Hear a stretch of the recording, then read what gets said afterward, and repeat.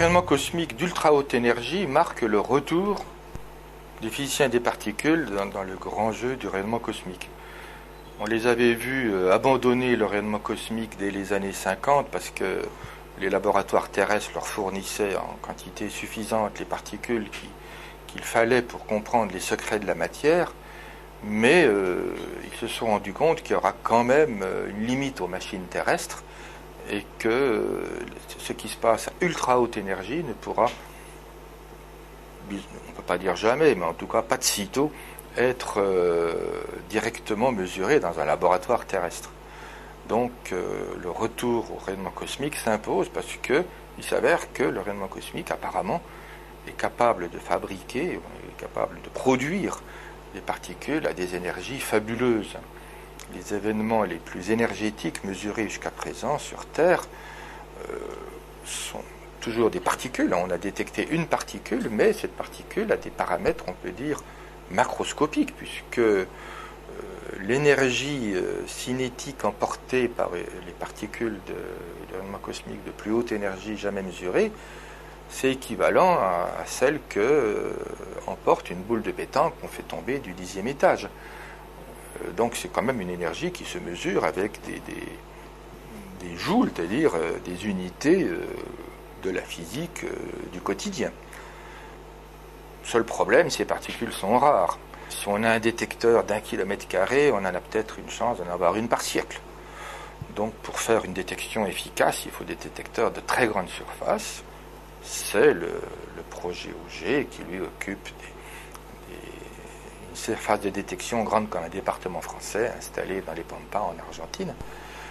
Et là, on espère mesurer efficacement ces rayons cosmiques de très haute énergie en se demandant si il y aura une coupure, si un jour ou l'autre on ne va pas atteindre un seuil au-delà duquel il n'y en a plus, puisque tout notre univers où se fabriqueraient ces rayons cosmiques est baigné par une lumière fossile du Big Bang, qu'on appelle le rayonnement cosmologique ou le rayonnement fossile, et ces photons interagissent avec toute particule dont l'énergie dépasse 10 puissance 20 électronvolts, c'est-à-dire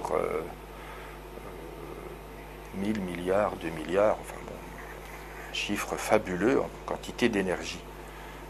Alors si on détecte des particules au-delà de cette coupure, ça veut dire que ces particules ont été accélérées pas loin de nous, pas loin à l'échelle de l'univers, dans la proche section d'univers qu'on occupe.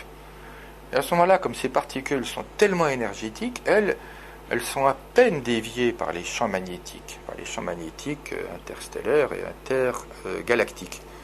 Donc, on a toutes les chances de les voir tracer leur source.